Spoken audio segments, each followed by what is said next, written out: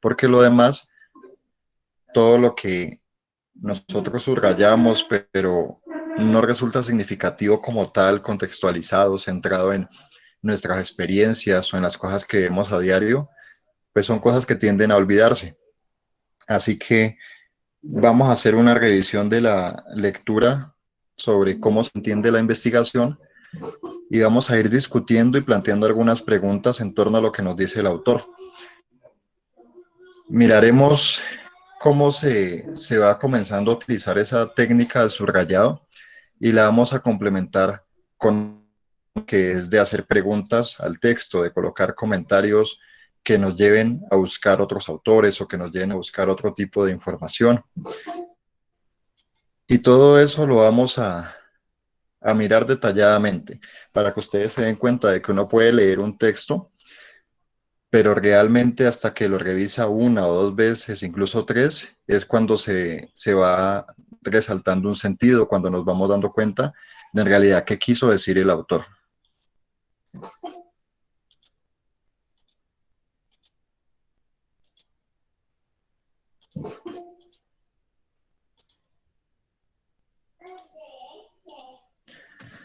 Muy bien, cuando nosotros estamos observando una lectura como esta que tenemos aquí, generalmente los autores nos dejan una pequeña cita que resulta importante para todo el documento. A veces tenemos la costumbre de pasar por encima de esta cita, la leemos como si fuera algo más o incluso no la leemos, pero el autor siempre la coloca ahí porque se identifica profundamente con esa cita, con ese fragmento que nos está colocando.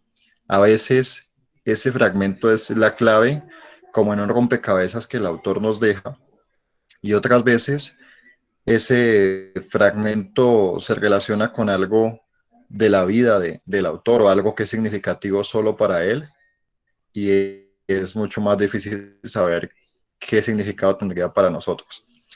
En este caso, nos dice Niño Rojas, el hombre de ciencia busca que su conocimiento sea más que el simple ver del hombre de la calle.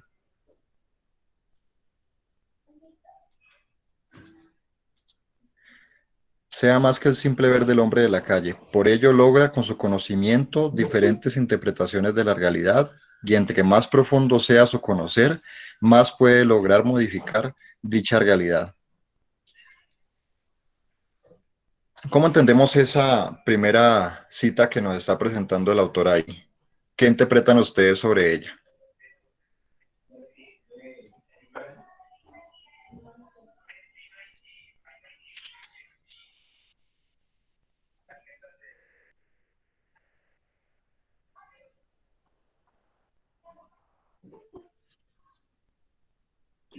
Creo que se refiere a que busca que sea más a profundidad y no tan superficial.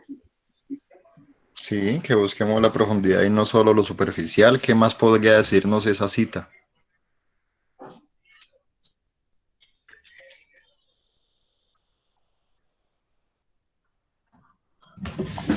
Que al indagar, al profundizar sobre la ciencia, sobre el conocimiento como tal, nos permite adquirir más conocimiento y notar un poco más la realidad.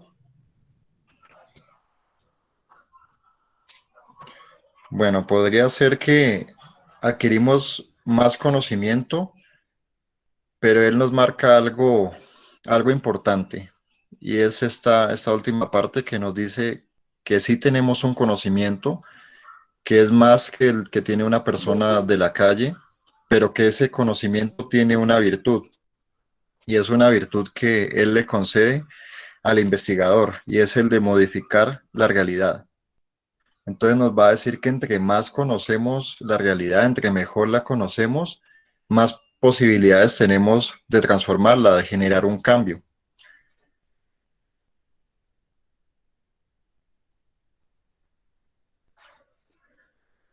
Aquí voy a realizar una lectura dirigida, pero haciendo unas pausas para explicarles cosas que van a encontrar en otros documentos de investigación que encuentran casi que en todos los textos y cómo podremos interpretarlo. El problema del conocimiento humano. La investigación hay que situarla en el camino que tiende hacia el conocimiento. Entonces aquí ya nos está marcando que eso que la investigación no se marca tanto en el saber, sino en el conocimiento. Ya saben que cuando algo se marca en el conocimiento, tiende a ser más cuantitativo, ¿cierto? Porque lo cualitativo reconoce con la misma importancia los saberes y los conocimientos. Así que en la mayoría de textos sobre investigación, ustedes se van a encontrar siempre la postura cuantitativa. Esa va a ser como la general de la ciencia. Así que la palabra ciencia va atada al enfoque cuantitativo. Y de ahí la importancia de conocer cuáles son los métodos cualitativos, porque a pesar de que no son tan reconocidos en la ciencia, sí que nos sirven para profundizar en aspectos que un campo y una disciplina como la psicología debe realizar. O sea, yo diría que la psicología, más que cualquier otra ciencia, necesita de lo cualitativo para ver aquellas cosas que están ocultas, para descubrirlas. Aparentemente este se presenta sin problema, casi como algo natural, como una aproximación del ser humano a los objetos y fenómenos de la realidad, o simplemente en calidad de un saber acerca de sí mismo, del mundo que lo rodea, la sociedad y los productos culturales. Así que nosotros construimos conocimiento sobre muchos aspectos, tanto externos como internos. Todos los aspectos externos, ya saben, de esa realidad objetiva, son de lo cuantitativo, porque son cosas que se pueden medir, que yo puedo establecer unas leyes y principios sobre su comportamiento. Pero todo eso que pertenece al mundo interno, a lo subjetivo, es un conocimiento igualmente válido, solo que va a ser distinto para cada persona. Incluso pueden ser mejores amigos que van a tener interpretaciones diferentes sobre un mismo acontecimiento, y esas interpretaciones los va a llevar también a comportamientos diferentes.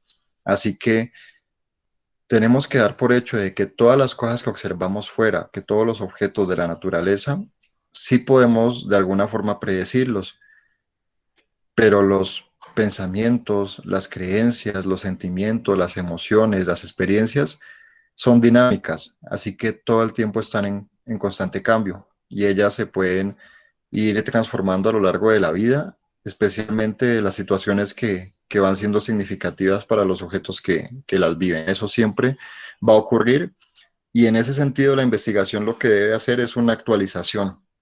Debe estar pensando, por ejemplo, si vamos a trabajar con los niños, puede que sean los niños de las mismas edades que siglos atrás, pero tienen intereses diferentes. Los niños ya utilizan plataformas y formas de conocimiento distinto. Les voy a presentar un ejemplo. En YouTube encontramos diferentes canales, y hay canales especializados en contenido para niños.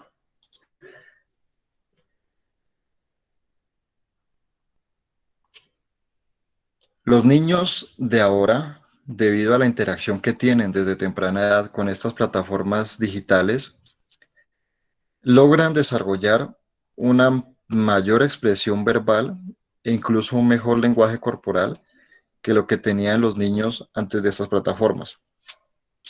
Y es tanto el alcance que tiene esto, que los niños incluso de 3 o 4 años, cuando ya pueden decir algunas palabras, repiten lo que escuchan en algunos de esos canales. Hace una semana aproximadamente, estaba cerca de mi hijo, que tiene 4 años, y él estaba jugando en su juego pues egocéntrico, que los niños pueden estar con otros, pero a la vez están jugando solos, o sea, están entretenidos como en su propio discurso. Y él tenía varios muñequitos, y a todos los ponía a realizar una acción. Entonces él decía, vienen y se esconden en la casa, y después de eso salen a jugar, y hay un resbaladero y se resbalan por aquí. Y y en el próximo video ellos van a construir otra casa, así que suscríbete. Entonces, un niño de 4 años repitiendo lo que podría escuchar en un canal nos muestra algo del aprendizaje social que Albert Bandura nos señalaba, que ustedes van a encontrar en la psicología del aprendizaje y que van a encontrar en psicología social. Albert Bandura nos señala que aprendemos de los modelos, que aprendemos de todo lo que nos rodea, y es que el ser humano tiene una disposición innata hacia el aprendizaje. Siempre estamos tratando de aprender algo y siempre tenemos la capacidad de aprender algo. Así que a una persona se le puede negar la escolarización, se le puede negar una oportunidad laboral, pero nunca se le va a poder negar ni su libertad o su sentimiento de libertad, ni tampoco la capacidad que tiene para aprender. Así que incluso de las situaciones traumáticas, de las situaciones difíciles, de las situaciones que aparentemente no tienen sentido, los seres humanos realizan aprendizajes y a partir de los aprendizajes construyen los conocimientos. Y esos conocimientos le permiten entender mejor los fenómenos tanto naturales, sociales como humanos que están viviendo y a partir de eso poder transformar. Entonces nosotros utilizamos los materiales que hay en la naturaleza y los transformamos. Por ejemplo, los árboles los podemos transformar en mesas, en partes de distintos objetos que después utilizamos para resolver nuestras necesidades. Asimismo, en el aspecto social, podemos crear organizaciones que nos ayuden de pronto a combatir la delincuencia o que nos ayuden a promover la educación en determinada zona o que nos ayuden con centros de salud y muchas cosas. Así que influimos en lo social también y en el aspecto humano desarrollamos teorías, por ejemplo, como la inteligencia emocional, como el control de toda esta parte de, de cómo yo asimilo las situaciones que vivo y cómo voy teniendo una especie de higiene mental donde asumo las cosas que me favorecen y voy dejando atrás aquellas que me hacen daño o que no me aportan nada. Entonces miren que en distintos ámbitos el conocimiento tiene la posibilidad de transformar eso que consideramos la realidad. Y ya saben que la realidad puede cambiar porque la realidad es una construcción social. Entonces voy a hacerles una, una pregunta en este momento. Vamos a imaginar un escenario.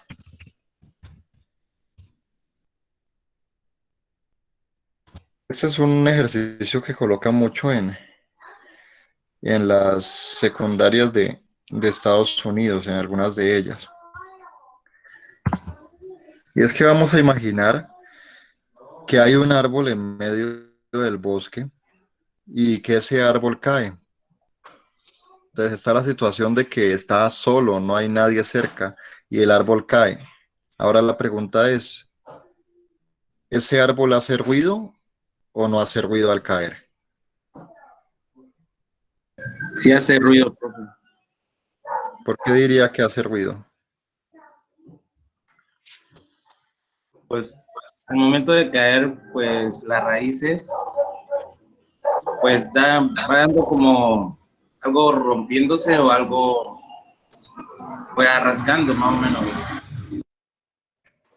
Profe, sí hace ruido, solo que pues como está solo, nadie se da cuenta del ruido. Bueno, ¿qué más? ¿Quién más opina frente a eso? Mientras que una persona no encuentra ahí observando o escuchando, pues no, nadie sabe si se cayó o no. Para mí no haría ruido. Profe, yo creería que sí hace ruido, pero es un poco, o sea, nos pone en duda porque nosotros no podemos evidenciar en el momento en que cae el árbol.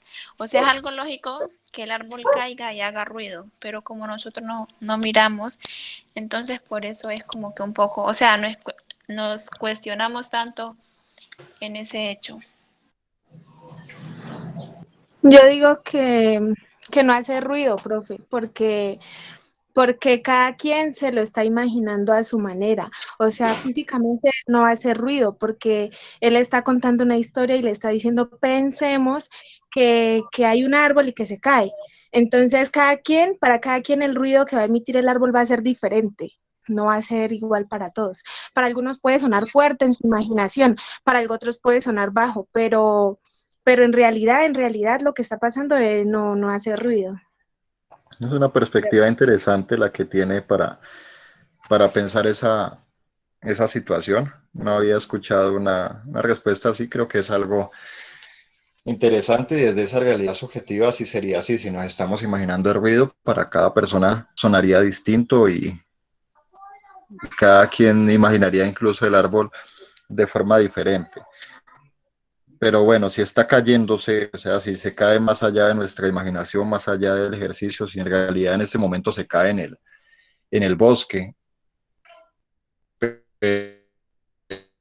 pero nosotros estamos acá y no lo escuchamos, ¿qué dirían? ¿Si haría ruido o no haría ruido? ¿Quiénes más quieren opinar frente a eso?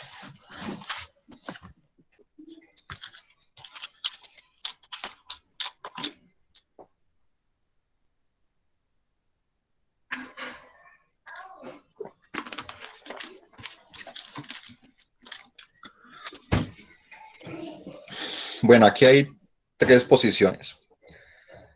La que dice que sí haría ruido, la que dice que no haría ruido y la que podríamos llamar aquella que trata de ir un poco más allá y reflexionar incluso filosóficamente ese asunto. Y es que podemos asegurar que el árbol genera un efecto cuando cae, puede aplastar cosas, también sabemos que emite un sonido, pero eso que nosotros llamamos ruido es una invención de los seres humanos. En la naturaleza no hay una concepción de eso. Por ejemplo, un perro no necesita saber que se llama perro para actuar como un perro. O si a un perro le ponemos el nombre de gato, él por llamarse gato no va a actuar diferente. Pero ¿qué pasa con un ser humano si le ponemos una etiqueta que dice tonto y a otro una etiqueta que dice inteligente?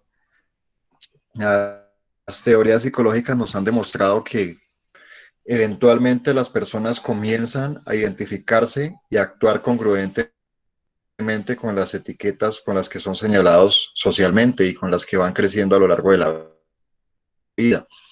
Así que somos seres sociales y somos seres en el lenguaje. El lenguaje es lo que le da sentido a todo, todas las construcciones que tenemos de la realidad, es la invención del lenguaje. ¿En qué sentido una invención? Profe, está En que a como usted cortando. le dan un nombre.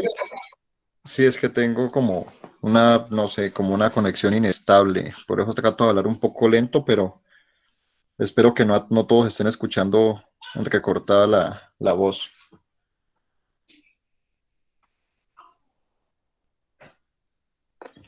¿Los demás sí la están escuchando bien? A mí también se me entrecorta. A mí también. Sí, profe, se escucha entrecortado. Espérenme a ver si puedo conectarme desde el celular, a ver si se escucha mejor. Voy a conectarme con los datos a ver si por acá me entiende mejor.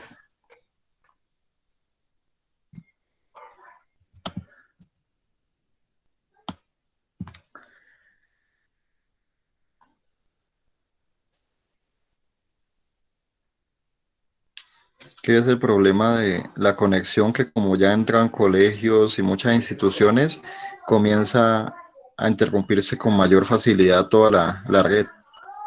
Porque no sé si ustedes sepan que la red es como una carretera que digamos tiene 4 o 5 o 6 carriles, tiene muchos carriles, pero no son infinitos, así que si hay muchos carros o en este caso muchas personas conectadas, empiezan a colapsar o a pausarse y eventualmente incluso podrían llegar a tener una falla masiva.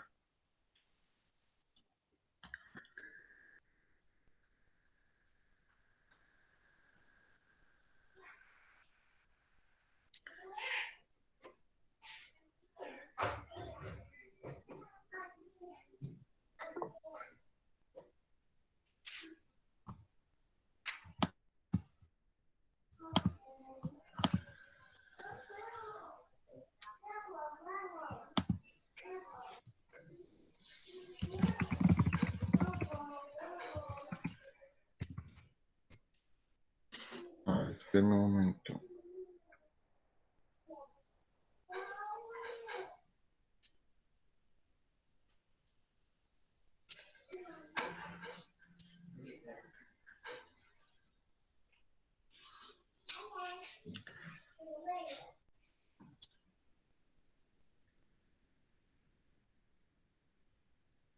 Esperen que incluso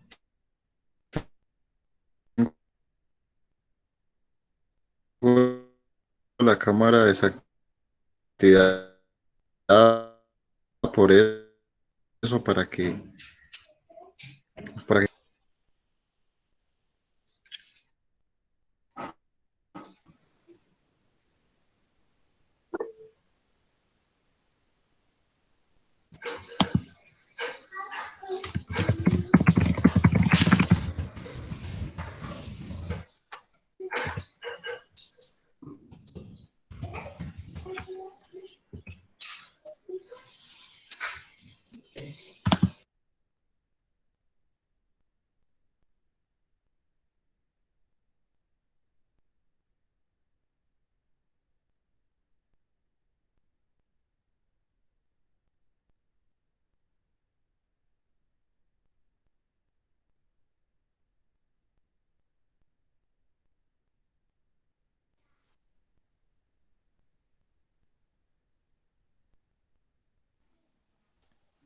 bueno, desde acá logran escucharme.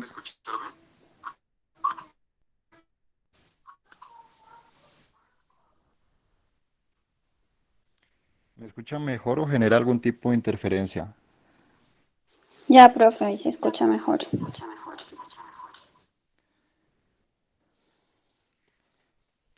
Bueno, voy a pedirles que escriban al chat porque me toca silenciar el computador para no generar una interferencia ahí con el celular. Entonces cualquier cosa me escriben y yo ahí ya les presto atención, voy a estar mirando. Bueno, frente a ese ejemplo se da una situación y es que el ruido es una invención de los seres humanos. El ruido es algo que nosotros nos hemos inventado y hemos dicho, esto es ruido, esto es melodía, esto es algo agradable y esto es algo desagradable. Entonces los animales no necesitan que nosotros les demos un nombre para seguir actuando de forma natural, pero los seres humanos sí se afectan por los nombres que les damos, se afectan incluso por, por las cosas que van asumiendo en la universidad y en muchas partes más. Por ejemplo, que cuando podemos ver que cuando hay un caso de que entramos a una universidad que nos dan un uniforme, nosotros ya comenzamos a actuar congruentemente como si fuéramos estudiantes y ese uniforme nos identifica. Lo mismo si nosotros entramos a una institución como la policía o el ejército, ya al tener un uniforme, al tener placa, al tener un rango, eso va generando que nosotros tengamos una, digamos, una actitud específica, que incluso cambiemos nuestra forma de caminar, nuestra forma de, de racionalizar algunos eventos, de controlar nuestras emociones, de expresarnos verbalmente. Entonces, como tal, si el árbol cae y no hay nadie que lo escuche, sí genera un efecto. Pero para que ese efecto tenga un sentido, está el lenguaje y tiene que estar el ser humano tratando de darle un orden al mundo. El ser humano siempre trata de ordenar el mundo, pero el mundo como tal no necesita del ser humano para seguir existiendo y para seguir desarrollándose de forma natural. Por ejemplo, si nosotros, eh, bueno, tenemos un animal de mascota, tratamos de domesticarlo o de condicionarlo. Inicialmente él tiene todas sus conductas naturales, pero nosotros regulamos el horario en el que va a hacer sus necesidades fisiológicas, en el horario en que va a comer, el tipo de cosas que va a comer. Entonces tenemos la posibilidad de hacer eso con la naturaleza. Y somos los únicos seres que tenemos esa posibilidad y que a través del intelecto logramos transformar lo que nos rodea. A veces lo hacemos en exceso y terminamos pues incluso agotando los recursos. Esa sería la postura, digamos, oficial frente a eso, pero no es la única, de que sí genera un efecto, pero ese efecto que le llamamos ruido es algo que nosotros nos hemos inventado así y que otras generaciones, si no tuvieran acceso al conocimiento que tenemos ahora, posiblemente le llamarían de una forma diferente, así como tenemos culturas que, por ejemplo, para una cultura un árbol puede ser un objeto que se puede convertir en otro objeto, pero para otras más, un árbol puede ser algo sagrado. No sé si ustedes pudieron observar la película de Avatar, que es tan importante en el sentido de que nos muestra ese árbol como un arquetipo de uno mismo, de la salud, del bienestar. Ya cuando ustedes miren psicoanálisis se van a dar cuenta de eso, de la simbología que tiene un árbol y que para unas culturas es la vida misma, pero para otras es solo un bien más que se puede transformar en otras cosas para su propio beneficio. ¿Cómo nos lo va a presentar acá el autor? Nos dice, en principio, el conocimiento establece una relación, o mejor, una correlación entre dos miembros, un sujeto que conoce y un objeto que es conocido. Cuando vemos esa relación, es una relación de desigualdad, porque hay una persona que conoce y la otra que es conocida. Hay una posición de dominio de aquel que sabe y aquel que no sabe, o de aquel que observa y de aquel que es observado solamente. Eso es importante tenerlo en cuenta porque eso es lo que nos van a resaltar autores como Thomas Kuhn. Él nos va a decir que la ciencia debe también cuestionarse cuál es su papel o cuál es, cómo va a utilizar ese poder que tiene sobre otras culturas y sobre otras personas, porque el conocimiento da una posición de poder. Cuando ustedes van a realizar prácticas, por ejemplo, en el campo social comunitario, ustedes son sujetos de poder porque tienen un conocimiento y las personas de la comunidad lo saben. Entonces, generalmente, una persona puede sentirse inferior al psicólogo o a la psicóloga porque dice, no, es que él estudió en la universidad, mientras que yo apenas terminé la primaria o yo ni siquiera he hecho eso. Y asimismo, como hay personas que pueden sentirse como inferiores a nosotros por eso, también van a haber otras que tengan un prejuicio y que digan, no, pero es que usted que me va a venir a hablar de, de cómo criar a mis hijos si usted ni siquiera tiene hijos, si usted es una persona acomodada, si usted puede estudiar en la universidad es porque es una persona que no ha pasado dificultades y nos vamos a encontrar con todo eso, porque siempre que haya una situación donde haya un objeto que se observe o un participante que se observe y un investigador que es el que observa todo eso, va a haber una situación de superioridad y de poder. Lo cuantitativo no tiene tantos problemas con eso porque ellos ven todo como su objeto de estudio. Pero en lo cualitativo sí es un punto bien importante a tener en cuenta porque acá tenemos que reivindicar o restablecer la dignidad de las personas.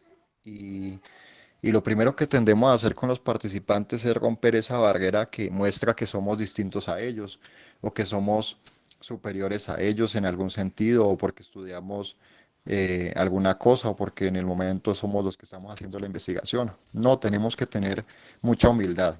Así que como características del investigador cualitativo está eso, está la sencillez, la humildad, está poder sentarse con las personas a hablar, está poder compartir también sus propias emociones, sus opiniones en un momento dado y generar un vínculo. Si no se genera un vínculo, pues no vamos a poder extraer la información adecuada, sino que las personas muchas veces nos van a decir solamente lo que queremos escuchar y no tanto lo que ellos sienten porque de pronto les da vergüenza o porque no tienen suficiente confianza. Bueno, alguien conoce algo para sí y para otros. Como diría Hessen, en el conocimiento se hallan frente a frente la conciencia y el objeto, el sujeto y el objeto. Por sujeto se entiende la persona o las personas que obtienen el conocimiento. El objeto es el ente sobre el cual el sujeto construye el conocimiento. Vale decir una realidad interna o externa, real o ideal, física, social, cultural. Entonces miren que la realidad tiene muchas facetas, tiene muchas formas. Y el conocimiento pertenece a los sujetos que en el diálogo y en la interacción con los sujetos, con otros sujetos y con objetos, pues van sacando conclusiones a las cosas. Y nos va a decir algo bien importante. Bien se sabe que el conocimiento no es la única relación que es posible establecer con la realidad. Si se considera que el hombre como ser integral está dotado no solo de inteligencia, sino también de sentimiento, emoción, imaginación, cultura, acción productiva y creatividad, se diría que él puede aproximarse a los objetos por muy distintos caminos. Aquí ya vamos a ir encontrando puntos que el autor nos marca y que en libros de investigación cualitativa casi que son la definición del enfoque. Todos estos aspectos que está señalando el autor son cosas que valdría la pena resaltar.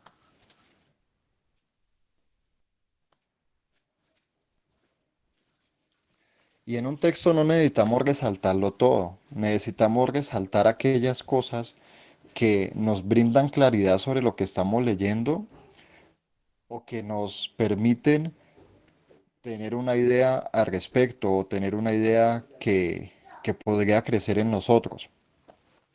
Cuando apenas estamos leyendo estos textos puede que todo nos parezca importante y nosotros podríamos pensar, no, es que yo voy a sacar esta parte y luego saco esta otra, pero traten de evitar eso, porque créanme que no les va a servir, al final van a terminar memorizando todo y al cabo de un tiempo se les va a olvidar.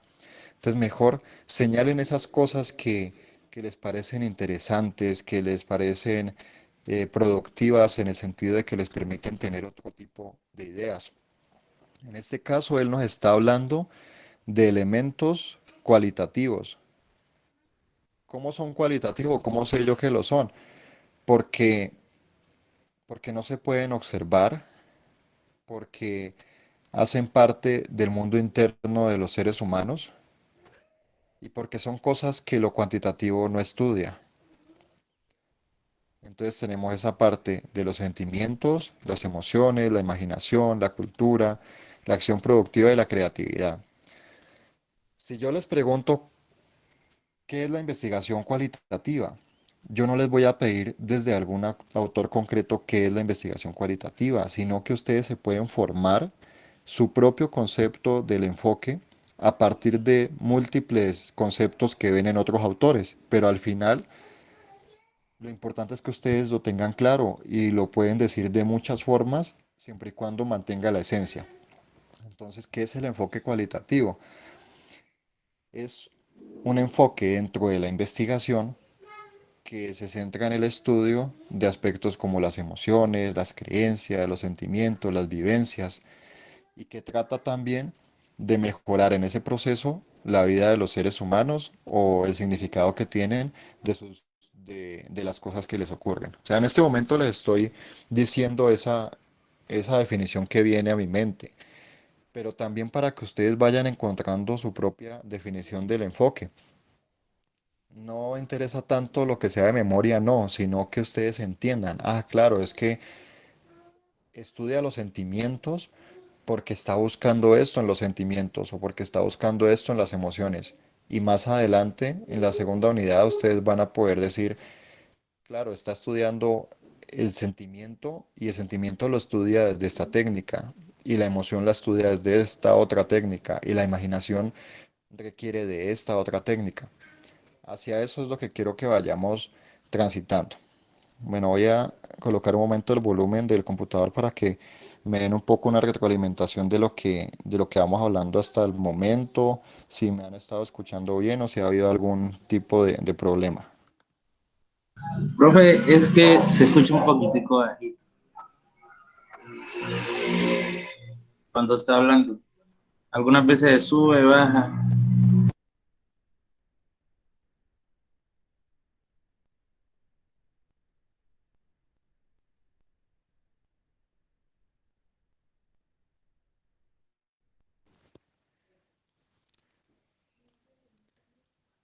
Esperen que yo ni siquiera sé dónde tiene este celular como tal el altavoz para hablarle por ahí, pero infiero que lo tiene por acá.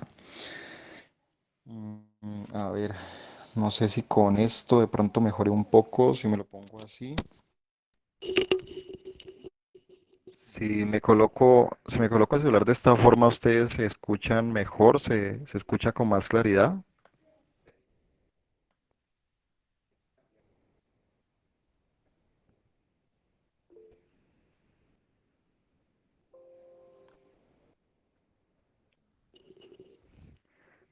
Les va a tocar es comprar unos parlantes.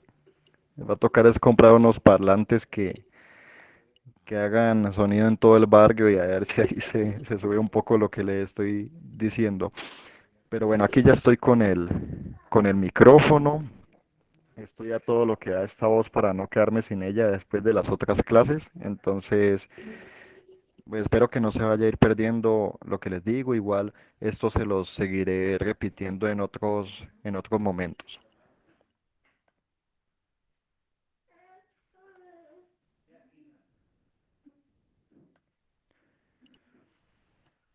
Se diría que él puede aproximarse a los objetos por muy distintos caminos. Entonces esto es bien importante porque este autor ya nos está señalando que hay varios caminos. O sea que el único camino posible no es el del método científico, sino que hay otros caminos. Entonces miren qué pasa con esto. Porque es importante reflexionar y leer bien lo que nos muestran los autores. Porque ustedes se van a encontrar algunos asesores que tienen diferentes perspectivas de lo que es la ciencia, de lo que es la investigación. Y algunos de ellos van a tratar de persuadirlos para que ustedes de pronto, no sé, se vayan por un tema que a ustedes no los convence o que dejen de elegir una técnica que ustedes querían y se acoplen a la que el asesor quiere para ustedes. Y muchas veces eso se da porque el asesor conoce bien esa técnica, pero le da miedo de pronto aprender otra o salir de ese campo o no tiene ni siquiera el tiempo o la motivación para hacerlo y ponerse como en el lugar de ustedes. Entonces, cuando eso pasa, es importante que nosotros tengamos claros conceptos y que nosotros saquemos la teoría. Y si nos dice, por ejemplo, usted tiene que hacer un estudio cuantitativo y usted tiene que utilizar el método científico, nosotros le decimos, bueno, ¿por qué? Y dice, no, es que es el único método válido, es lo que es confiable. Entonces nosotros le decimos, no, asesor o asesora, con todo respeto, hay otro tipo de métodos, otro tipo de caminos, así como este autor lo señala y así como este otro autor también lo señala, se puede utilizar además del método científico de forma alternativa. Se puede utilizar, por ejemplo, un estudio de casos, se puede utilizar una historia de vida, se puede utilizar un análisis documental. Y bueno, ustedes van a tener la posibilidad de hacer eso, pero necesitan dejar una huella en las cosas que leen, necesitan dejar algo subrayado, necesitan rayar esos textos, colocar comentarios, escribir en sus cuadernos de apuntes ideas que surgen sobre eso. Por ejemplo, si aquí nosotros queremos señalar esto, también podríamos construir una idea diciendo, bueno, ¿cuáles son esos caminos? ¿Cómo podemos adaptar esos caminos a lo que yo estoy tratando de estudiar? Entonces, miren, aquí nos va a dar un apartado cualitativo. Ante una cascada, el ser humano podría representarla mediante una pintura, cantar expresando lo que le suscita en el alma, escribir un bello poema, bañarse en sus aguas, darle alguna utilización práctica y, ¿por qué no?, ante la hermosura e imponencia del fenómeno natural, dar gracias al Supremo Creador. En fin, como ser cognoscente, o sea que conoce, puede representarse la cascada en el cerebro, de lo cual resulta el conocimiento. Este, por tanto, se manifiesta como una de las maneras por medio de la cual un ser humano se aproxima a una realidad. Entonces, ¿qué nos está diciendo esto? Que la única forma de entender el conocimiento no es desde la perspectiva científica como tal.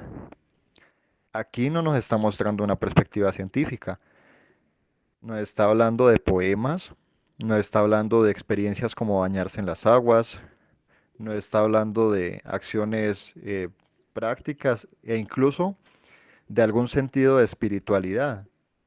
Entonces, ¿qué es eso? Si no es lo científico, eso es lo cualitativo, que lo cualitativo como tal hace parte de la investigación científica, pero se aparta de los postulados científicos, no se aparta de la rigurosidad, no se aparta de lo sistemático ni de lo crítico, pero sí trata de acercarse a las experiencias de vida que vamos teniendo todos los seres humanos. Voy a buscarles un poema para que vean qué tipo de cosas son las que los investigadores cualitativos consultan, el tipo de cosas que se escriben. Bueno, voy a ver si lo encuentro por acá. Y esto lo voy a relacionar con lo que estábamos hablando del árbol. ¿Cuáles son las otras realidades que uno se puede representar? Pues uno se puede representar, por ejemplo, un proceso de duelo. Uno se puede representar una ruptura, una deserción una deserción de la universidad, un cambio de país y demás. Así que, ¿cómo se lo representa a uno? Pues uno a veces puede tener una expresión que es, por ejemplo, el canto. O yo puedo hacer una danza en torno a algo que viví o algo que vivió mi pueblo. También la gastronomía. La gastronomía tiene dentro de ella aspectos de la cultura, de por qué llegamos a este territorio, de qué es lo que hace que resistamos, de qué es lo que hace que recordemos a nuestros ancestros. Entonces, esas son las otras formas del, del conocimiento que nosotros podemos observar. Bueno, voy a ver si encuentro eso por acá, no lo sé.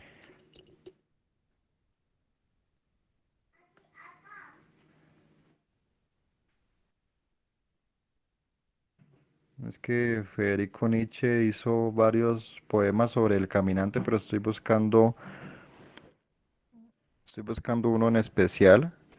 Y bueno, yo busco las cosas así porque me gusta que las clases sean distintos para todos los grupos, no en el sentido de los temas, sino en el sentido de los ejemplos, porque si no creo que pues no me adaptaría bien a cada grupo y también sería algo repetitivo e incluso algo aburrido. Entonces me gusta más como irme adaptando a otros razonamientos que me van dando, como el que una de ustedes me dio de, de que, bueno, si el ruido no lo estamos imaginando, o sea, si nos estamos imaginando la situación, entonces cada quien se va a imaginar como distintas características de eso. Eso es lo que quiero encontrar aquí.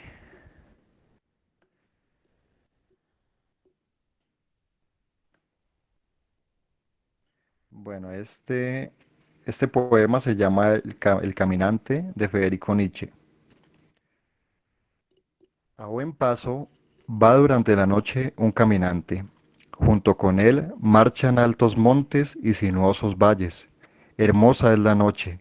Sin pararse avanza, su camino lleva, no sabe a dónde. Entonces canta en la noche un pájaro. Ay, pájaro, pájaro, ¿qué has hecho?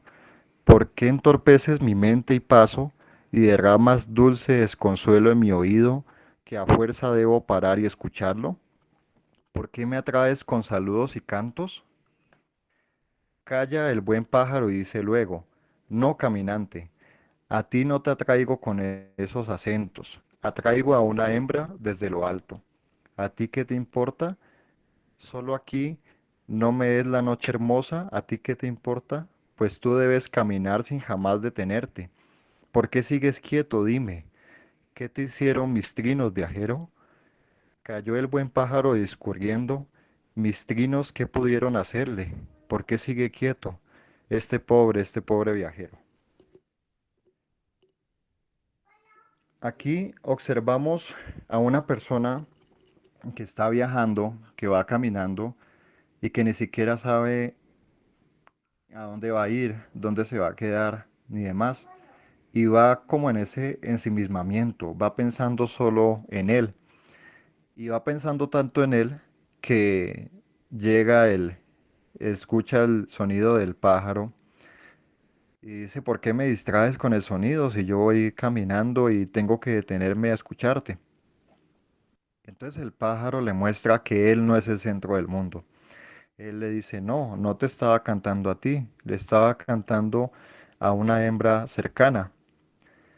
Y luego el pájaro asume una posición reflexiva y el pájaro se sienta, o bueno, se para en la rama y dice, ¿qué le han hecho mis trinos o mis cantos a ese pobre caminante? ¿Por qué sigue ahí quieto? ¿Qué nos está mostrando esta poesía de Federico Nietzsche? Nos está mostrando que el ser humano se cree el dueño del universo, el centro de todo, pero que en realidad hay muchas otras formas, tanto de conocimiento como de seres que pueden producirlo. Y así como el sujeto reflexiona sobre los demás objetos, incluidos los animales, él nos cambia un poco la lógica y nos dice, bueno, ¿y qué pasa si el animal también reflexiona sobre los humanos? O si él también se cuestiona e incluso siente lástima por esos viajeros que lo escuchan cantar. ¿Qué pasa con lo cualitativo?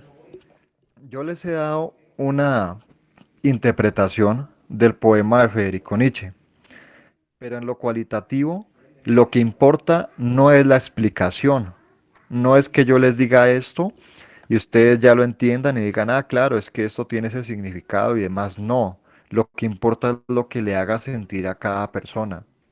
Por ejemplo, si usted con este poema siente que eso es como un llamado a su vida para cambiar, no sé, su forma de tratar a la naturaleza, ese es el sentido que usted le puede dar. Otra persona dirá, no, es que uno en la vida tiene que tener metas y no puede andar como ese caminante sin rumbo fijo. Entonces, el poema le está hablando a ustedes hacia eso. Y eso es lo cualitativo, es lo que le habla a cada persona, no se puede generalizar. Así que es una perspectiva interesante porque se trata de que yo construyo algo, que mi investigación cualitativa lo que va a tratar es de generar esa sensibilidad en las personas, de llegarles en lo profundo. Y yo no solo puedo hacerlo cualitativo en un informe científico, o lo que le llaman el informe técnico, sino que yo lo puedo hacer también en un poema, en una canción, en un documental, lo puedo hacer en, en unas anotaciones, en un diario. Por ejemplo, el diario de Ana Frank se considera una obra literaria, pero también es una obra cualitativa, una obra que describe los acontecimientos, pero también las emociones y sentimientos asociados a los mismos. Bueno, quiero escuchar un poco qué piensan o qué pueden reflexionar respecto a algunas de las cosas que hemos estado mencionando.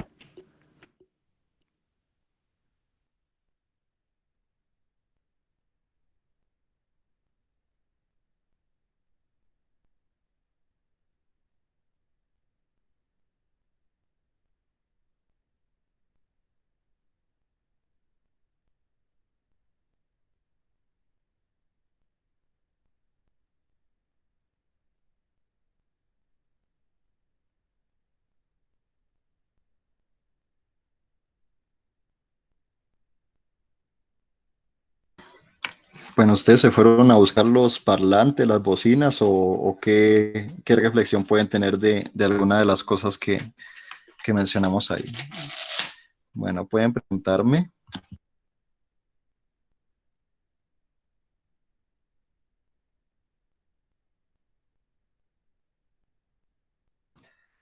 Sí, le estaba preguntando qué reflexión tienen a partir de algunas de las cosas que hemos estado mencionando, a partir de la lectura que tuvieron la posibilidad de revisar.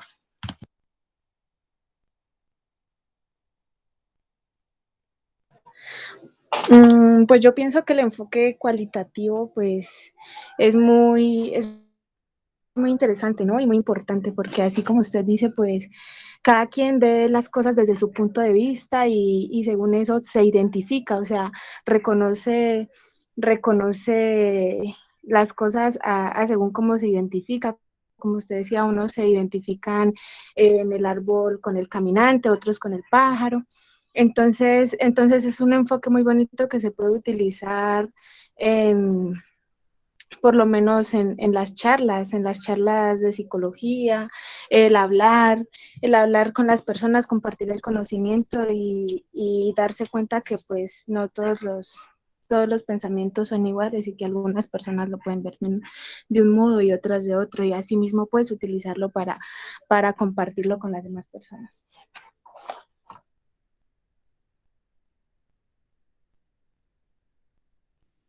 Muchas gracias por la opinión que comparte para todos nosotros. Quiero resaltar una de las palabras que mencionó y es lo bello o la parte, como esa parte estética que hay en lo cualitativo que trata de encontrar eso, encontrar la belleza en diferentes aspectos y poder transmitirlas. Así que es algo que trasciende las explicaciones, es algo que no se puede limitar a unas cifras, a unos datos.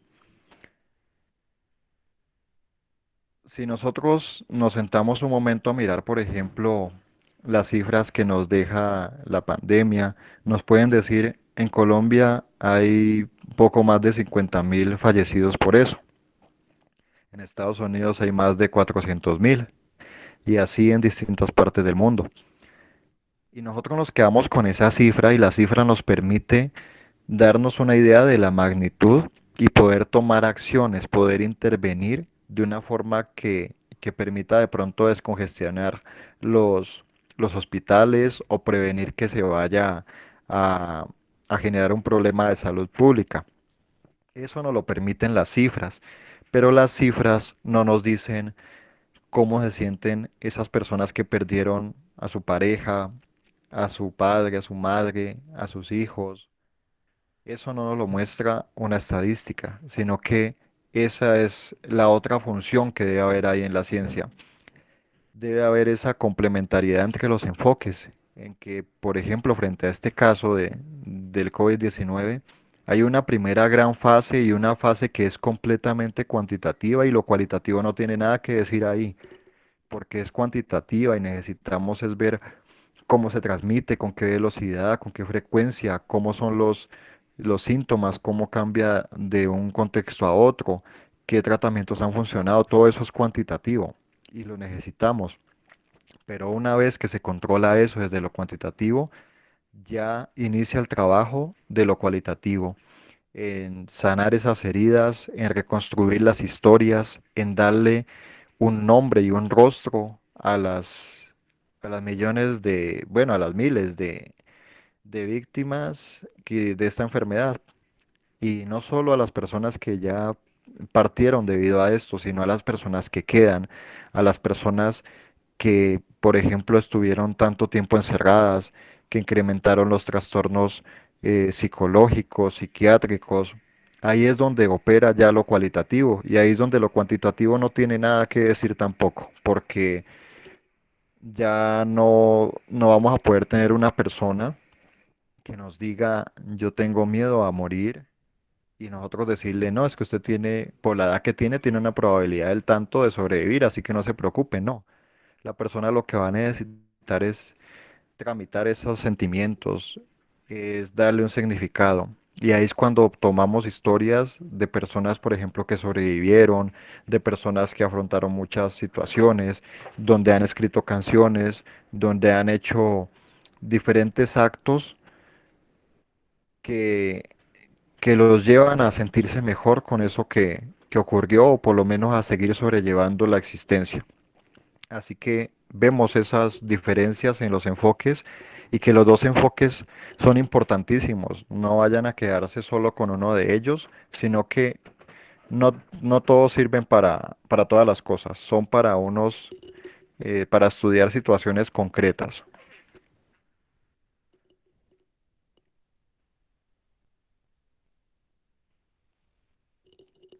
El conocimiento tiene su origen en la curiosidad del hombre por encontrar explicaciones a los objetos y sucesos. De ahí que los pueblos históricamente hayan tratado de encontrar respuesta por medio de diversas conjeturas o formas posibles de explicación, como pudieron ser el mito, la magia, la leyenda, las diversas manifestaciones religiosas y finalmente el arte, la ciencia y la tecnología. Esos también son aspectos que estudia lo cualitativo. Y son cosas que, pues por lo mismo, lo cuantitativo no se interesa por ellas. Lo cuantitativo se va a interesar por estas dos últimas, por la ciencia y la tecnología. Pero para lo cualitativo sí importa mucho el mito, la magia, la leyenda y las manifestaciones religiosas, así como el arte. Lo cualitativo necesita estas cosas para acercarse a la comprensión de las personas. Por ejemplo, yo no puedo tratar de entender a una cultura si yo no entiendo los mitos que tienen y que de pronto un mito acerca de su origen, de su creación, es el que orienta los comportamientos que ellos tienen de pronto hacia la muerte, hacia la sexualidad, hacia las relaciones con la familia, con la pareja. Así que si todo va unido al mito, yo necesito comprender el mito. También necesito comprender cuáles son las leyendas que ellos han construido, por ejemplo, quiénes fueron sus, no sé, sus guerreros, sus representantes, sus modelos y las diversas manifestaciones religiosas que han existido en todas las culturas. No comenzó eso en la colonización, sino que eso ya se daba en las culturas precolombinas, en toda la historia de la humanidad se han dado manifestaciones religiosas de adoración a la luna, al sol, a los recursos naturales. Así que todo eso es de interés de lo cualitativo. Y trata de mostrarlo y trata de comprenderlo, pero ahí lo cuantitativo no, sencillamente no le interesa. Así que ustedes ahí pueden darse cuenta. Si ustedes van a estudiar alguno de esos aspectos, deben irse más por un enfoque cualitativo, porque lo cuantitativo está especializado en la ciencia y la tecnología. Entonces ahí podemos ver todos esos, todos esos esfuerzos se concentran principalmente en esos dos objetos. Esto lleva a la necesidad de plantear la existencia de varios tipos de conocimiento, hecho reconocido por muy distintos autores. Hessen hablaba de las formas del conocimiento humano, entre las cuales estaría el conocimiento racional. De acuerdo con esto es factible distinguir el conocimiento cotidiano, que es el más inmediato, como el que nos formamos sobre el lugar donde vivimos o los alimentos que consumimos. El conocimiento empírico, nacido de la experiencia y de la práctica, por ejemplo, el que posee un campesino o un pescador. El conocimiento intuitivo, fruto del pensamiento espontáneo, y el conocimiento científico de carácter racional, sistemático y reflexivo, basado en procedimientos de verificación. Este último tiene su aparición como uno de los modos posibles de conocimiento humano, quizás el más útil y el más desarrollado, pero no por eso el único capaz de proporcionarnos respuestas para nuestros interrogantes. ¿Qué les sirve a ustedes a nivel de aplicar una técnica de lectura en este texto o en este momento del texto?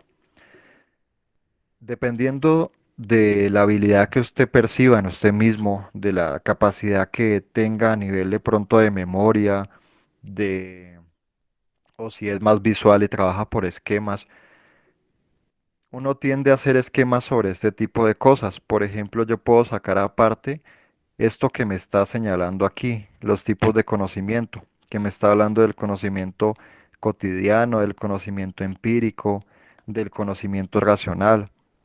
Ese son el tipo de cosas que yo debería subrayar.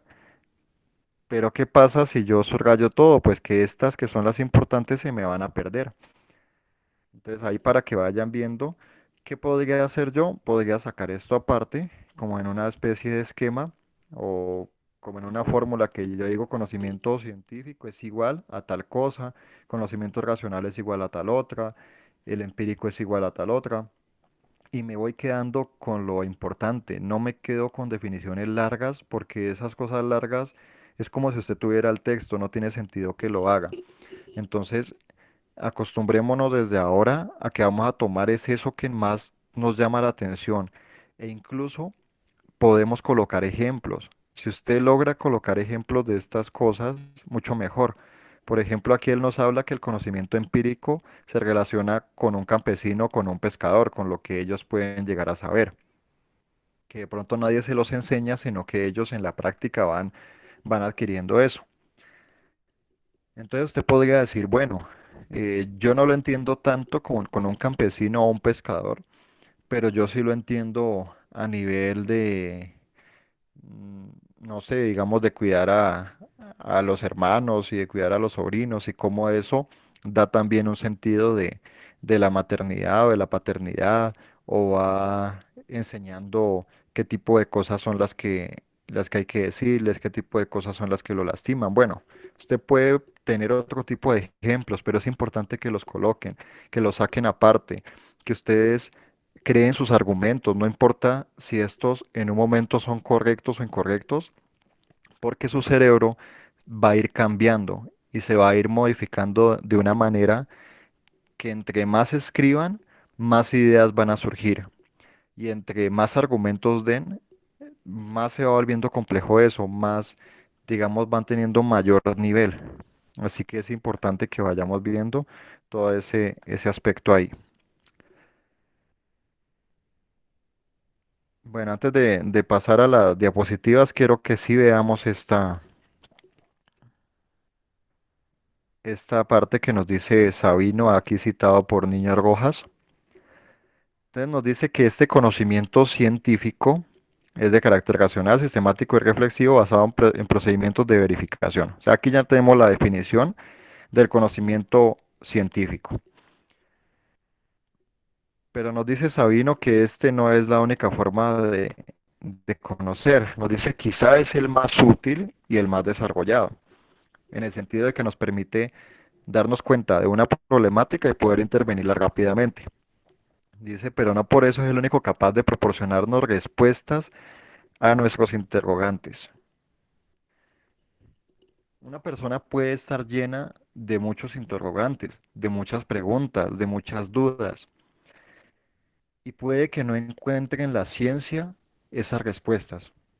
Por ejemplo, la ciencia le puede decir a usted que tiene 6 meses de vida, pero si resulta que usted ya va 5 años desde que le dijeron ese pronóstico, entonces, ¿cómo encuentra usted respuestas en la ciencia que le dice usted no debería estar caminando, usted no debería estar jugando fútbol, usted no debería tener la capacidad todavía de hablar, de pensar por sí mismo y usted lo está haciendo?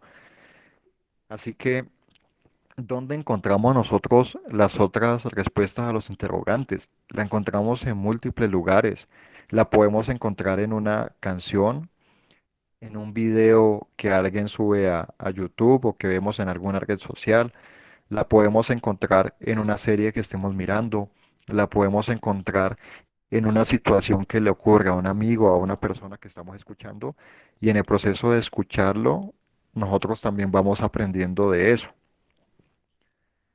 Creo que en ese sentido, el psicólogo muchas veces no encuentra el apoyo en su propia ciencia, en el sentido de que vaya donde otro terapeuta y demás no siempre lo ayuda. Se nos dice que debería ser como una costumbre poder hacerlo, que es saludable hacerlo, pero él no siempre encuentra respuestas en su ciencia porque él sabe mucho de eso, sabe demasiado, entonces llega a racionalizar cosas que son como emociones y sentimientos. Pero de pronto al escuchar a otra persona en terapia, al escuchar otras historias de vida, esta persona termina reflexionando sobre su propia vida y eso le sirve más que de pronto si le dan un diagnóstico o le dan un manual para cambiar algunas conductas o formas de pensar. A lo que me voy con esto es que para todas esas respuestas que no, o para todas esas preguntas que no encuentran una respuesta en la ciencia, en lo cuantitativo, está el enfoque cualitativo y él se especializa en eso, en brindar unas respuestas, pero también en generar otros interrogantes. Eso es interesante porque lo cuantitativo cierra la pregunta, la concluye, mientras que lo cualitativo la expande, la lleva a otros niveles, a otras dimensiones. Bueno, voy a ver si puedo encontrar por acá una imagen como la estoy imaginando en mi mente, a ver si la encuentro por acá.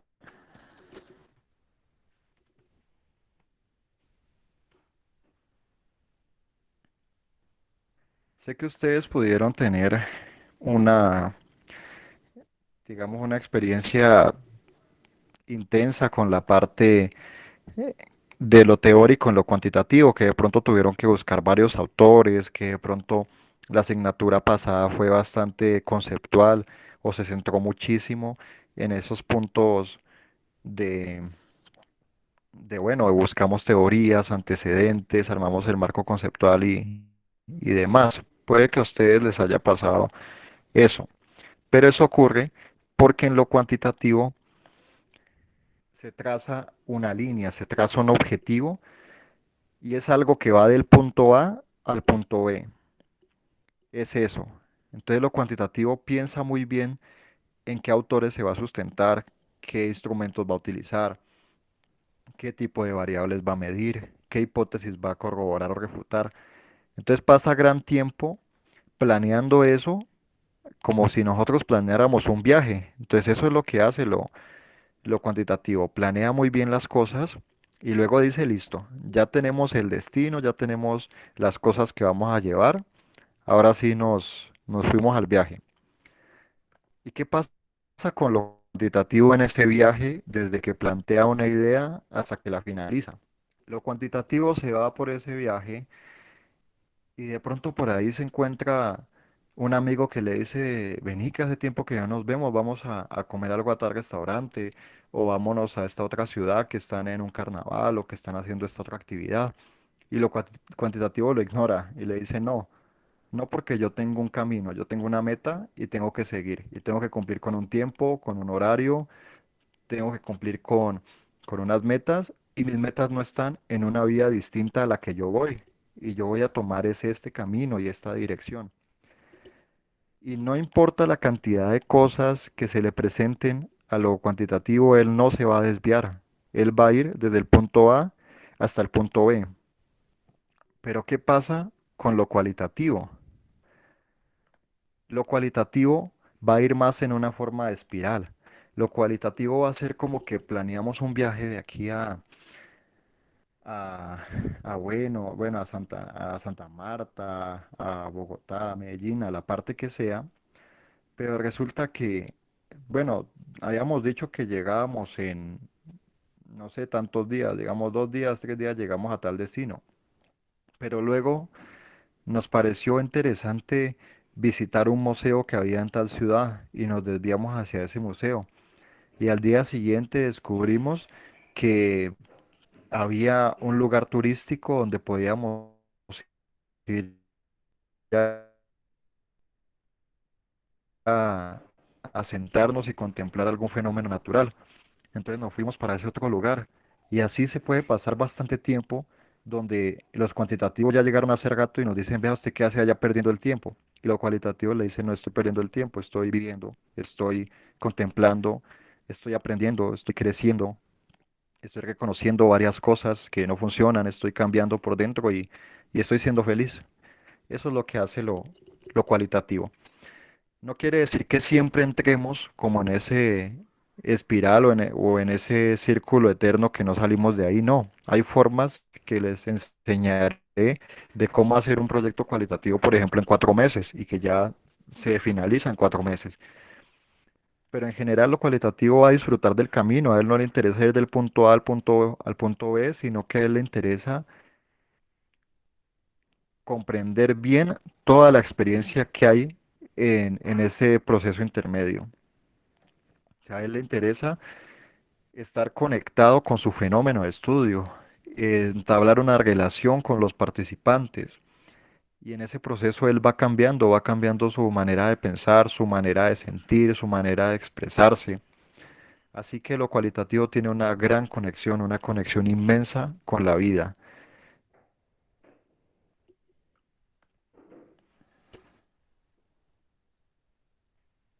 Bueno, eso respecto a la lectura, les mencionaba que la realizaran hasta el método científico.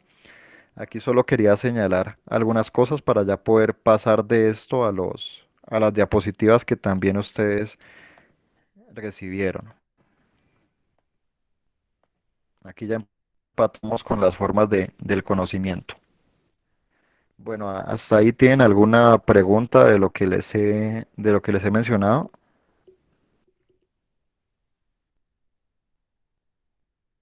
Profe, ¿me escucha? Mm, ¿Tienen alguna pregunta de lo que les he mencionado hasta ahora? Ahí ya me escuchas, profesor. Sí, yo sí lo escucho. Va para ti. Es que, bueno, suponiendo que la investigación cuantitativa se enfoca más, pues para mí, como en comunidades, en artes, por lo que estamos viendo, ¿por dónde recomendaría empezar si uno a lo último, digamos, tú estás buscando algo, ¿cierto? En esa investigación, algo que te llene, por lo que hablabas. Pero también todo el conocimiento que vas a recibir lo vas a estar transformando y transgiversando en intelectualismo con parte de, pues, de realización personal, de búsqueda personal. A lo que yo quiero llegar es, o sea, como para intentar hallar la pureza de la investigación, lo propio sería integrarse totalmente o integrarse en parte de lo que tú quieres buscar. Porque, o sea, no, ahí ya no lo entiendo, no te entiendo muy bien lo del viaje, de disfrutarlo y esto, sabiendo que pues, o sea, vas a estar llenando cosas y no vas a estar llegando como a la pureza de tal vez una cultura, un arte, sino un intelectualismo, transgiversando lo tuyo personalmente. Entonces ahí es como, ¿dónde estaría lo puro ahí? ¿En el punto o en lo que tú quieras ver de ese punto?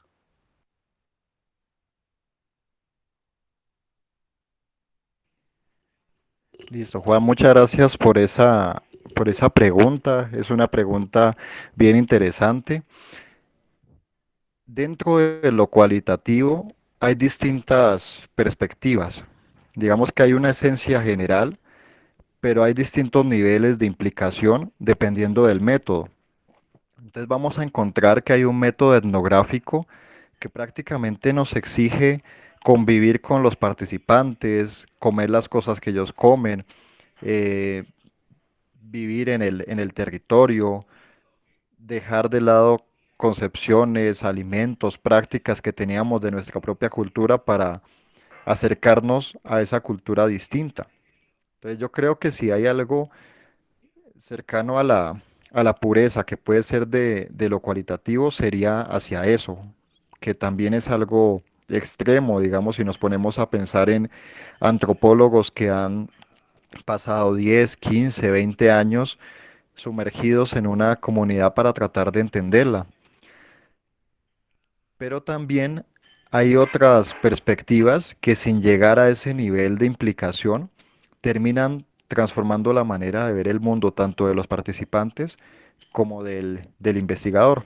Por ejemplo, hay investigaciones que se hacen solo con los textos. Yo puedo tomar una obra de Gabriel García Márquez o puedo tomar una película del cine y lo que hago es conocer esa obra y darle otro significado que las personas no conocían hasta el momento. Entonces, en ese proceso, yo no me implico del todo porque, pues al final estoy interactuando es con un texto o estoy interactuando con una película y no con participantes.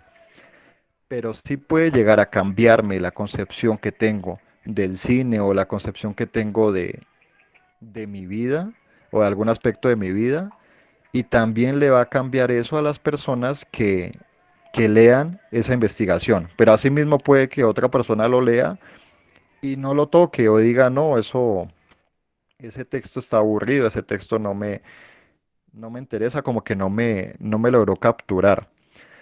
Así que tanto en lo cuantitativo como en lo cualitativo tenemos diferentes niveles de implicación. Tenemos diferentes grados en los cuales nosotros nos acercamos y nos dejamos transformar por las cosas.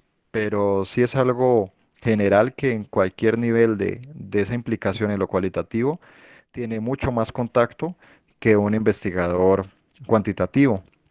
Si pensamos, por ejemplo, en la población de nuestra universidad, digamos que vamos a estudiar los embarazos que fueron interrumpidos voluntariamente por estudiantes de la fundación universitaria. Si nos vamos a eso, pues no hace la misma implicación de la persona que hace una encuesta y, y bueno, le entrega la encuesta a las personas y después de eso enumera esas preguntas, las cruza y saca resultados de eso, que sería en lo cuantitativo, a la persona que se sienta con cada una de ellas y que escucha las razones, pero también escucha los sentimientos que eso generó e incluso podría escuchar todo lo que significó para la persona, no sé, incluso un cambio sobre el ser mujer, sobre su propio ser, sobre su identidad. Así que más va relacionado sobre eso. No, no estoy seguro que haya dado una respuesta completa a su pregunta, pero creo que en el transcurso de lo que vayamos viendo, usted mismo va a ir encontrándola y si no, pues también estaré ahí para que sigamos reflexionando sobre esas cosas y viendo a a qué conclusiones podemos ir llegando, entendiendo pues las cosas que seguiremos conociendo del enfoque. Dale, profe. Sí, ahí, pero sí aclaraste varias cositas. Igual, gracias.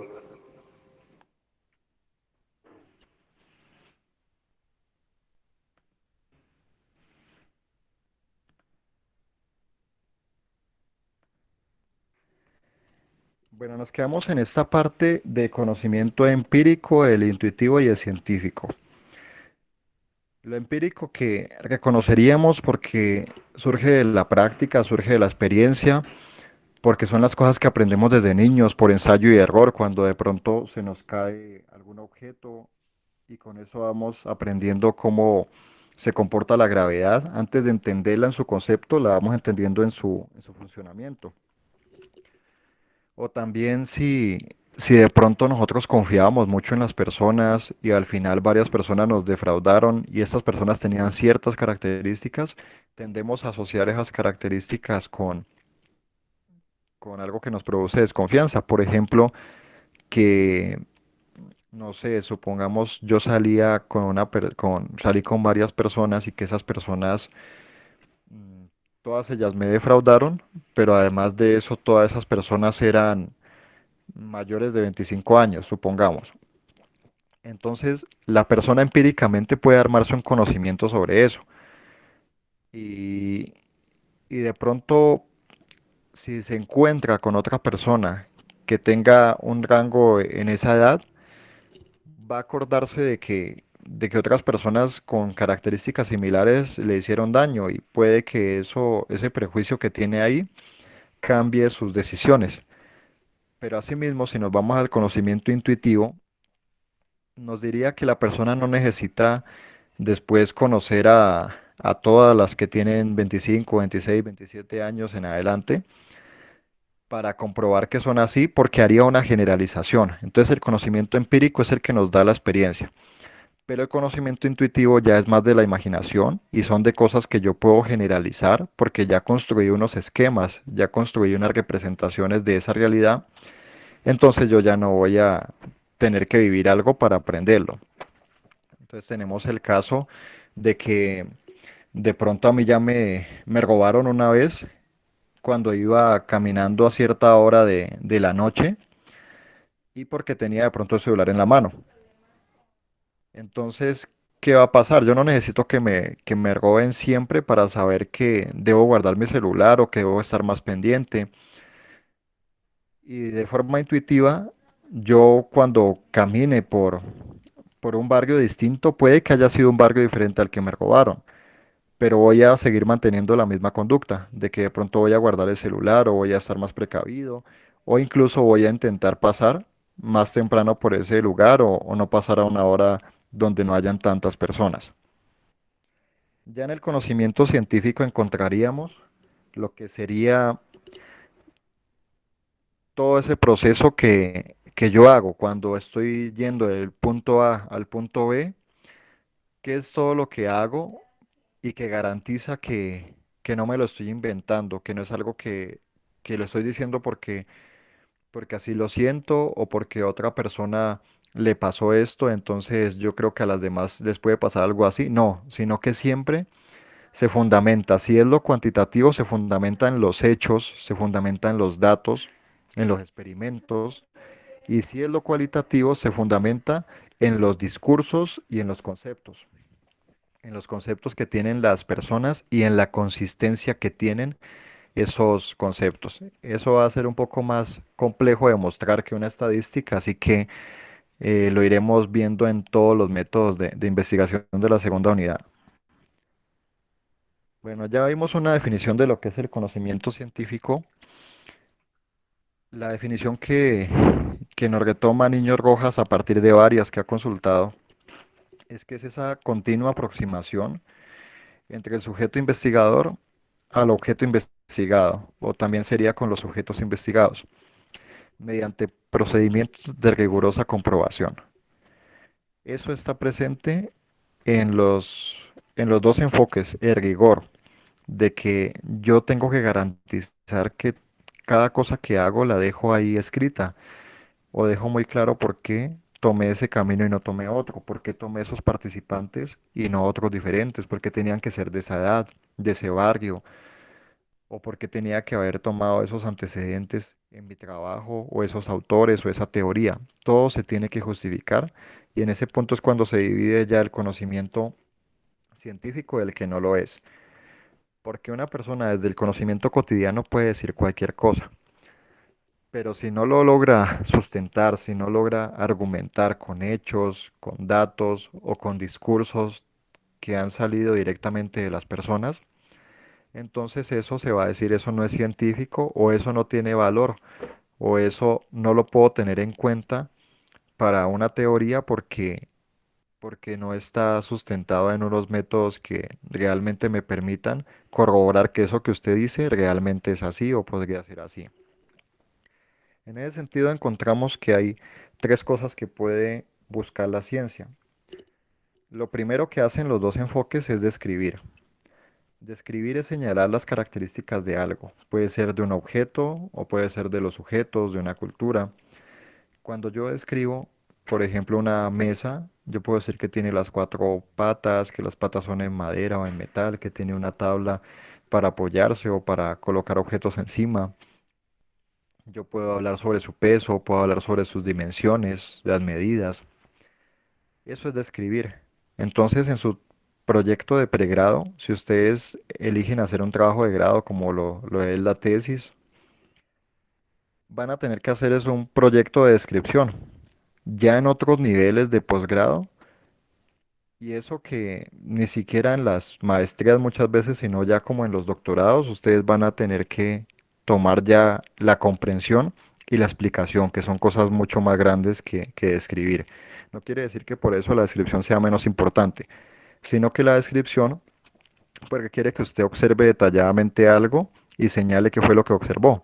Entonces lo que terminamos haciendo en el trabajo de investigación es eso, es que yo fui a ver esta cultura, o yo entrevisté a tal persona, o yo estudié este fenómeno y esto es lo que encontré de ahí. Eso es describir. Pero luego ya encontramos otros dos elementos, la comprensión, que es la meta máxima de lo cualitativo, y la comprensión es ponerse en el lugar del otro, es una empatía, pero no es una empatía que se orienta a la aceptación. O sea, no quiere decir que porque entendemos bien al otro lo aceptamos. Y ahí tenemos el caso de lo que hace la psicología jurídica, lo que hace también la criminología respecto a esto. Si hay un asesino serial, comienzan a elaborar todo un perfil de él, pero para poder capturarlo necesitan comprenderlo. Así que necesitan pensar cómo lo haría esta persona, tratar de sentir cómo sentiría esta persona, tener como los deseos, las motivaciones, para saber cuál va a ser el próximo paso que él va a dar, o cuál va a ser el próximo ataque, o qué características podría tener. Y muchas veces para lograr encontrarlo tienen que dejar que se equivoque, ¿no?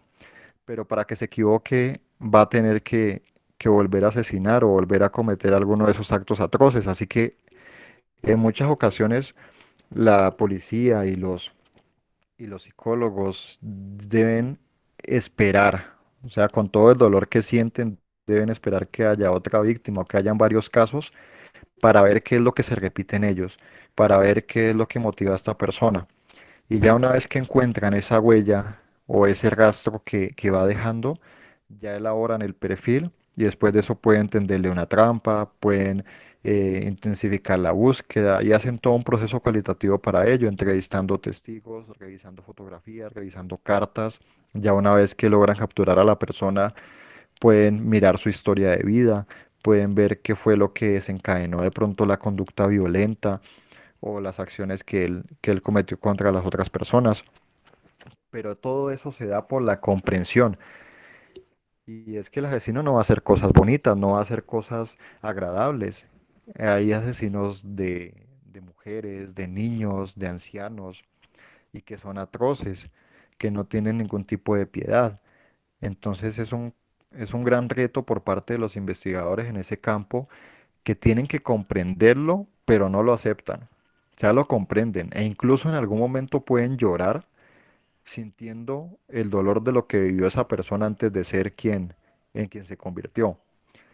Pero eso no quiere decir que lo vayan a dejar libre o que no vaya a tener algún tipo de castigo. Entonces lo mismo pasa, ustedes se van a encontrar con gente que de pronto no les cae bien, que no les gusta cómo piensan, cómo actúan, pero tienen que tratar de comprenderlos para poder describir lo mejor posible esa realidad desde el punto de vista de ellos, no desde el punto de vista del investigador, sino desde el punto de vista de los participantes.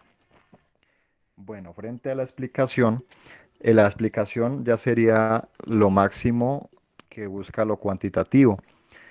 En este propósito de lo cuantitativo, explicar es dar cuenta de cómo se enlazan diferentes causas y efectos y cómo esto puede generar unas leyes que permitan predecir lo que está pasando. Entonces, en lo cuantitativo se trata mucho de alcanzar el porqué de las cosas, por qué esta persona se comporta del modo en que lo hace, por qué los fenómenos caen de esta manera, por qué mm, por qué tal planeta se ubica en esta posición, en esta fecha del año, en este momento del año. Siempre busca como esa explicación, pero para llegar a esa explicación tiene que hacer unos cálculos bien precisos y tiene que hacer una indagación profunda. Así que en el pregrado, tanto el enfoque cuantitativo como el cualitativo se va a enfocar en describir. Ya esos otros verbos que tenemos ahí son de investigaciones que requieren muchas veces más tiempo, más recursos y más personas para poder investigarlas.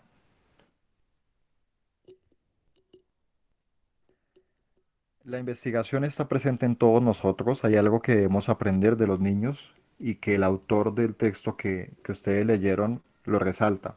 Y es la curiosidad que ellos tienen, la capacidad de sorprenderse, cosa que nosotros vamos perdiendo en la medida en que avanzamos en la vida. Por eso es muy importante que ustedes encuentren una manera de recuperar eso, una manera de volver a experimentar situaciones que produzcan esa emoción y ese interés por ir más allá. Si no hay ese interés, pues la investigación no puede llevarse ni siquiera a cabo. Y yo les digo, hay personas que por obligación comienzan a investigar y en algún momento dejan abandonado eso o, o cuando hay dificultades tienden a exagerarlas porque no había un deseo como tal para investigar.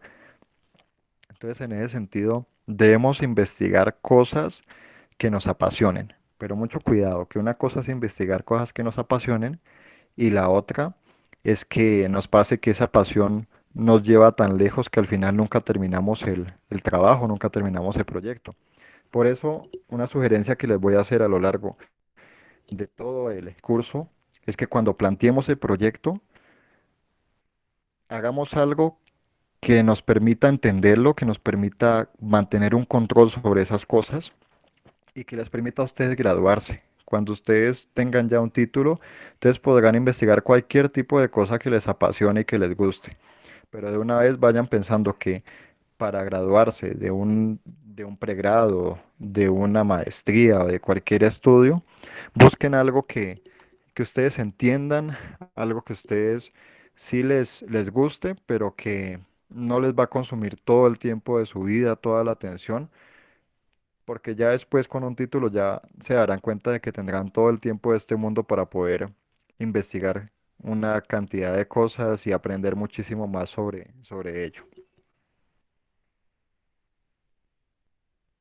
En las siguientes dos clases miraremos esta definición de la investigación científica como un proceso empírico, crítico y sistemático, consultando a autores que nos dieron las bases de estas ciencias sociales y cuál es la perspectiva que asumían frente a lo empírico, crítico y sistemático. En resumidas palabras, para que lo tengan claro desde ahora, lo empírico es lo que se puede experimentar a través de los sentidos o lo que yo puedo llevar a algún tipo de verificación. Lo crítico es asumir que lo que yo estoy escribiendo no es la última verdad, sino que es un aporte solamente a la cantidad de conocimiento que hay en el mundo.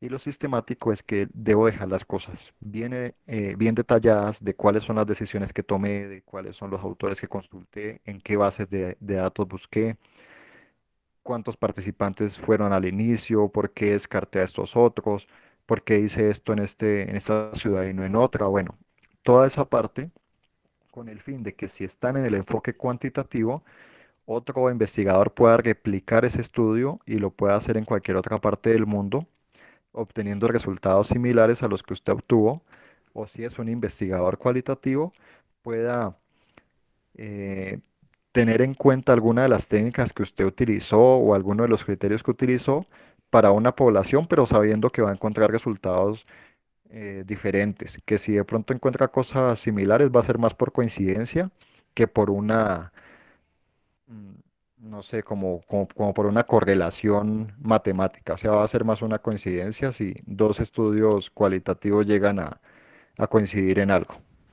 o bueno, a obtener resultados parecidos. Bueno, entonces aquí ya es un poco del resumen. Como le decía, esta parte del método científico es hasta donde vamos a llegar en la lectura, así que esto no lo voy a retomar ahora, ya retomaré desde estas tres posturas en Podemos la cambiar un próxima clase. ¿Tienen enfoque. alguna pregunta antes de finalizar nuestra clase de hoy? Yo, profe, una pregunta. ¿Cómo podemos cambiar un enfoque cualitativo a cuantitativo? O sea, podríamos enumerar, por lo menos que estemos estudiando las emociones de las personas, ¿no? Eh, eh, cada persona se va a liberar con todo cómo se siente, cómo está, ta, ta, ta, ta, ta. Eso es un enfoque cualitativo, ¿no? Pero en caso de que necesitáramos hacer un estudio cuantitativo, eh, ¿cómo podríamos cambiar ese enfoque cualitativo a un enfoque cuantitativo? ¿Clasificándolos? Pues depende del tema de investigación como tal, porque no todos los temas pueden hacer esa adaptación. Entonces, en algunos temas sí se va a poder hacer. Por ejemplo, hay temas donde yo inicialmente descubrí cualitativamente las características que tenían las personas o lo que pensaban sobre algo, y luego cuantitativamente yo hago lo que usted dice, tratar de clasificarlos o los agrupo en unas categorías.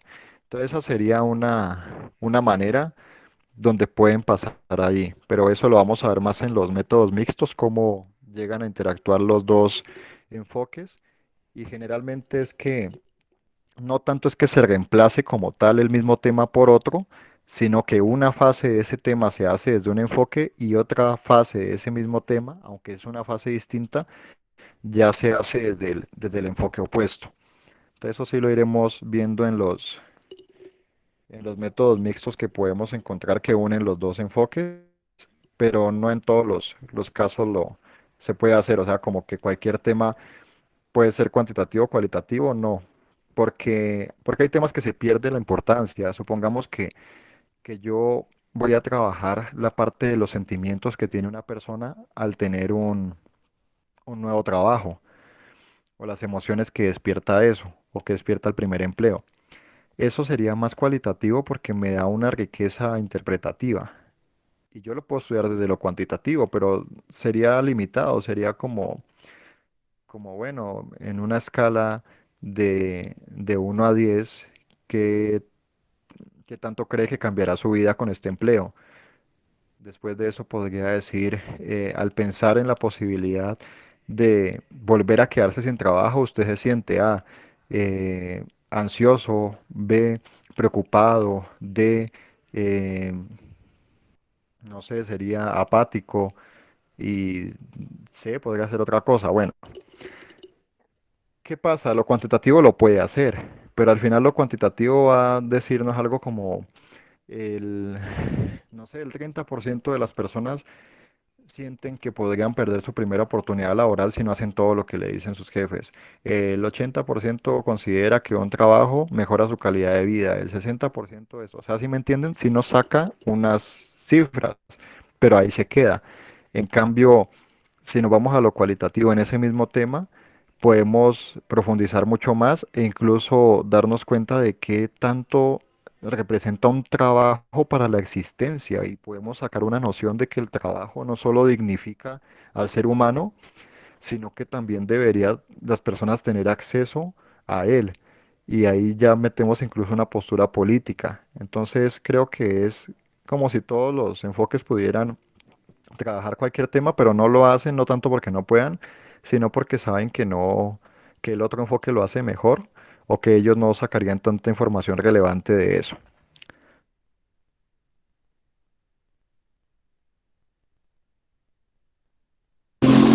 Ya, Ya que no la escucho. gracias, profe. Es que se me va un poquito, se me va el internet. Bueno, entonces cualquier pregunta y todo que vayan teniendo, ya saben que la pueden escribir, que la próxima semana en la clase podemos retomar esas cosas en la medida en que avanzamos también en otras. Por favor, lean el texto nuevamente si tienen la oportunidad, subrayenlo, hagan preguntas, argumenten cosas y sigan con la mejor disposición para la semana que viene y todos los nuevos temas que vamos a encontrar. Les agradezco mucho por su tiempo, espero que tengan un feliz resto de tarde.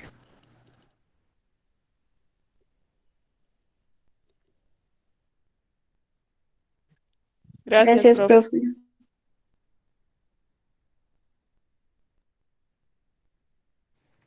Por favor, coloquen el nombre y el código y ahí ya pueden ir abandonando la clase. Muchas gracias de nuevo.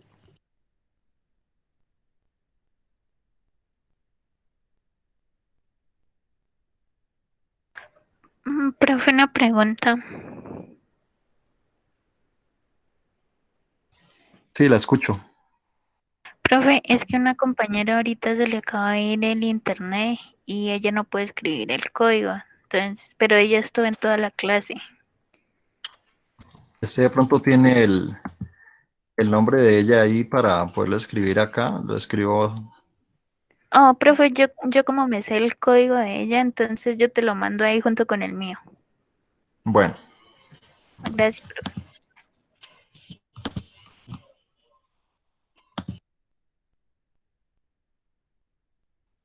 Profesor, así preguntando